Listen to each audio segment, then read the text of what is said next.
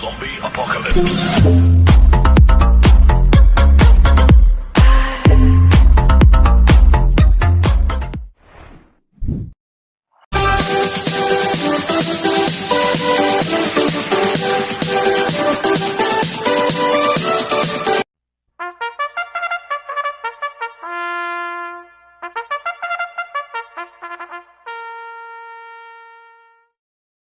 Magandang araw po mga bayang karerista.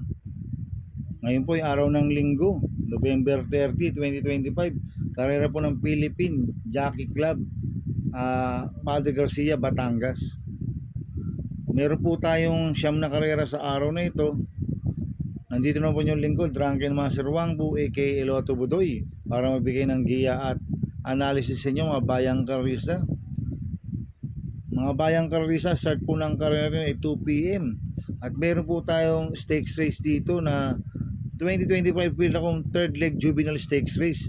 At carry over po yung Super 6 amounting 61,376 pesos. Sa race 7 po yan, yung carry over ng Super 6.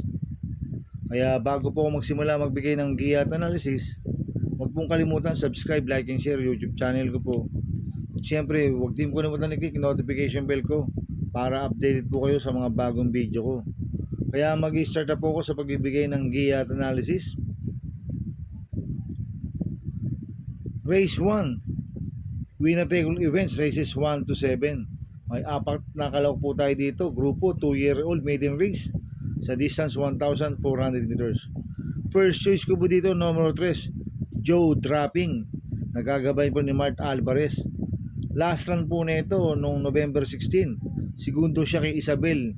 Nagtala ng 1.26.8 sa 1,400 meters. Kaya malaki po panalo sa akin ito. Kaya siya po first choice ko. Second choice ko po, numero 4, Go Emma Go. Nagagabayan po Jomel Lazaro. Ito nag-barrel trial po siya November 6. Nagtala ng 1.15.4 sa 1,200 meters. Ang kwartos po niya 25, 23 media, 27 media, 1.15.4 po ang preba ni Go Emma Go sa 1,200 meters. Kaya may panalo po sa akin to. Kaya siya po second choice ko. Kaya ang first choice po, number 3, Joe Dropping. Second choice, numero 4, Go Emma Go. Sa race 2 po tayo. Big 6 events, races 2 to 7. May 6 na kalahok po tayo dito. Grupo 3-year-old and above maiden race sa distance 1,400 meters. First choice ko po dito, numero 5, Refertory. Nagagabayan po ni Apoy Asuncion.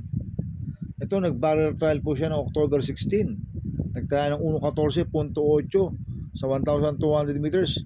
Ang kwartos po niya 25 media, 24 media, 25 media, 1.14.8 po ang preba ni Repertory sa 1,200 meters. Kaya malaki po panalo sa akin ito. Kaya siya po first choice ko.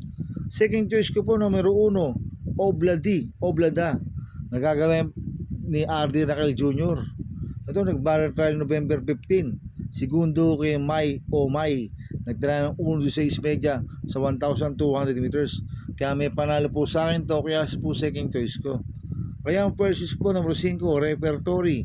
Second choice, numero 1, Oblada. Sa race 3 po tayo.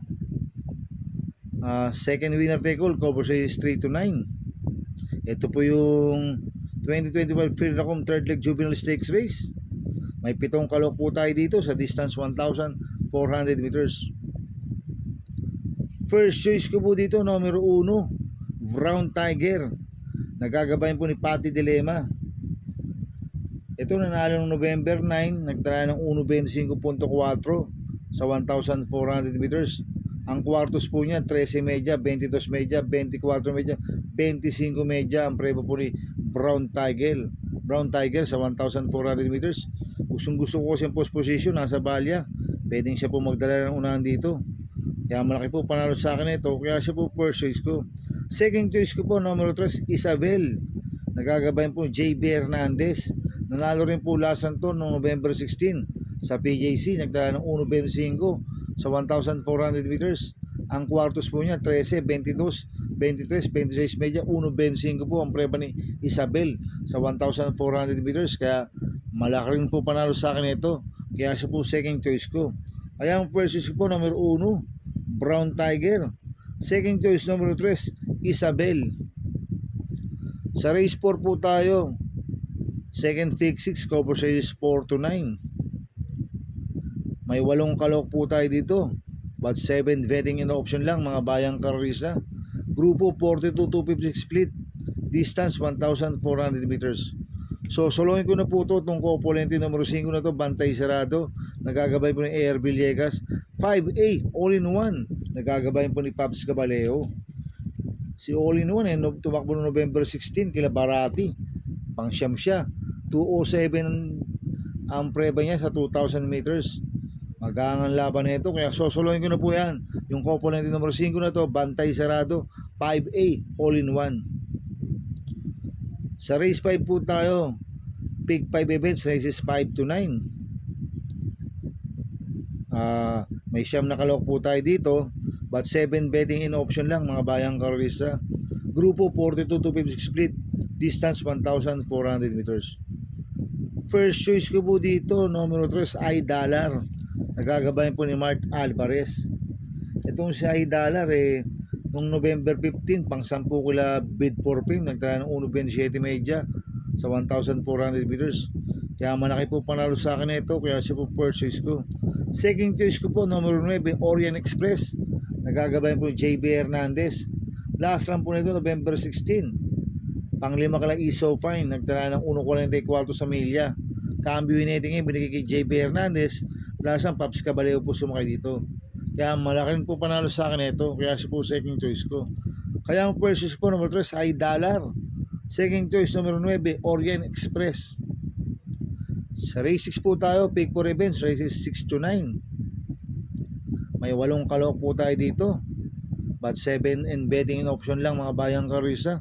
Ang grupo 57 to 70 sa distance 1,400 meters.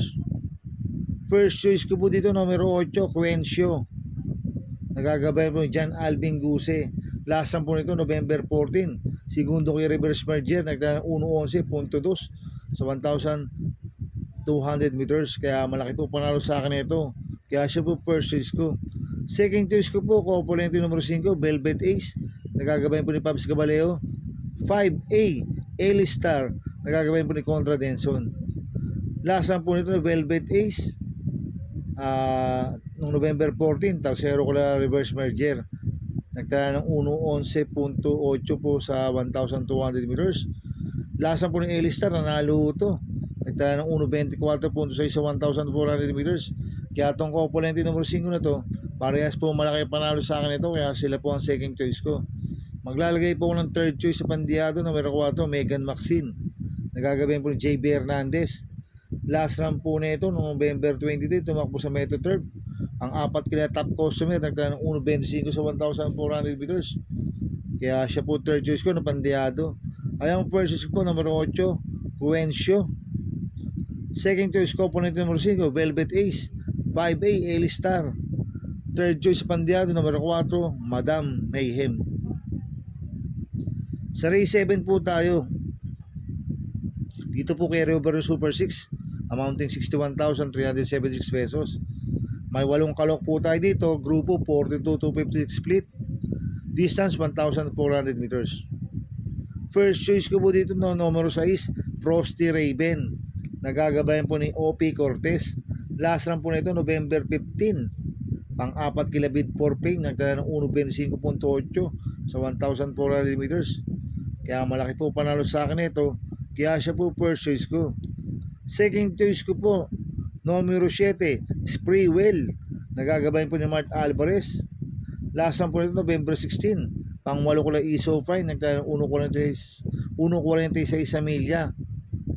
Nakipag-lutsyahan to, last na kila Elaleo ISO fine ngayon, cambio winning ngayon, binigay kay Mark Alvarez. Last na JT Sarati po sumakay dito. Kaya malaki rin po panalo sa akin ito, kaya siya po second choice ko. Kaya ang first choice po, number 6, Frosty Raven. Second choice, number 7, Spreewell. Sa race 8 po tayo, sa penultimate race. May 8 kalok po tayo dito, but 6 betting in option lang mga bayang karista. Grupo 17 to 41 split. Distance 1,400 meters. First choice ko po dito, componente numero 4, Go Jigo. Nagagabayan po ni RJ Citabor. 4A Queen Margot. Nagagabayan po ni Jomel Lazaro. Last lang po ni Go Jigo, November 14. Tarsero ko na Jewel of the Nile. Nagtran 1.15 sa 1,200 meters. Last lang po ni Queen Margot, November 12. Panglima kala Seychelles. Nagtala ng 1.15 medya sa 1,200 meters. Kaya itong component numero 4 to, parehas po may panalo to. Kaya sila po first choice ko. Second choice ko po, component numero 2, Cool Ma'am. Nagagabayan ni RC Simasio. 2A Clairvoyant. Nagagabayan po ni Jomer Storke. Nanalo po lasan niya noong November 15, School Ma'am. Nagtala ng 1.28 medya sa 1.4. Nanalo rin po si Clairvoyant noong November 15. Tala ng 1.28.4 sa 1,400 meters. Kaya itong component numero 2 ito, parehas po may panalo to, kaya sila po ang second choice ko. Maglalagay po akong third choice sa bandiado, numero 7, Make A. Nagagabay po DL Camanyero. Ito, magandang diado to si Make A. Tingin ko, solo Irie po ito ngayon.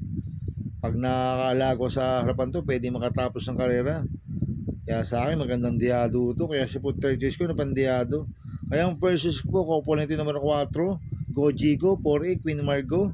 Second choice ko, component numero 2, School Ma'am. 2A Clairvoyant. Third choice sa pandiado, numero 7, Make Hay. Sa race 9 po tayo, sa last race. May siyam na kalok po tayo dito, but 7 and betting option lang mga bayang karisa. Grupo 17 to 41 split. Distance 1,400 meters. First choice ko po dito, component numero 2, Margot. Nagagabayan po ni RJ Citabor. 2A GCT. Nagagabayan po ni Jomel Lazaro. Last lang po ni Margot noong November 23, tumakbo sa Metro Turf. Segundo kay Captain Det, nagtala ng 1.27.4 sa 1.4. Kaya malaki po panalo sa akin ito, kaya sila po first choice ko. Second choice ko po, component numero 6, Gable. Nagagabayan ni Paps Cabaleo. 6A Bahandi. Nagagabayan po ni Jomer Storke. Last lang po ni Gable noong November 15, tarsero ko na Doña Chichay. Nagtala ng 1.27.4 sa 1,400 meters. Last lang po ni Bahandi noong November 15, pang-anim kila top of the line, nagtala ng 1.28 medyo sa 1.4. Kaya itong component numero 6 na to, parehas po may panalo to, kaya sila po second choice ko. Kaya ang first choice po, component numero 2, Margot. 2A GCT. Second choice, component numero 6, Gable. 6A Bahandi. Good luck in happy racing mga bayang karwisa. Inuulit ko, ito yung gabay ko lang at analysis ko. Pero pagdating sa tayan, kayo pa din masusunod. Sana ay swertihin tayo at magsitama. Kaya good luck po sa ating lahat mga bayang karwisa. Mga bayang karwisa, shoutout muna ko. Happy racing po sa mga boss ko. Kay Boss Toto de la Cruz. Kay Boss Manuel Chua. Kay Boss Panica Please. Kay Ninong Rigor Costada. Happy racing po sa inyo. Sana ay swertihin tayo at magsitama. At happy racing po sa mga Barkadana OTV. At happy racing din po sa mga taga Double Rock OTV. At happy racing din po sa mga grupo ko sa Ping Ping Boys. Kay Bro Gary Cono at kay Chairman Makachuwa ng Ping Ping. Kaya mga bayang karisa, please subscribe my YouTube channel at Tubudoy 2.0. At sana ay lagi pong panoorin ads ko, huwag niyo pong skip. Kaya maraming salamat po sa inyo and God bless.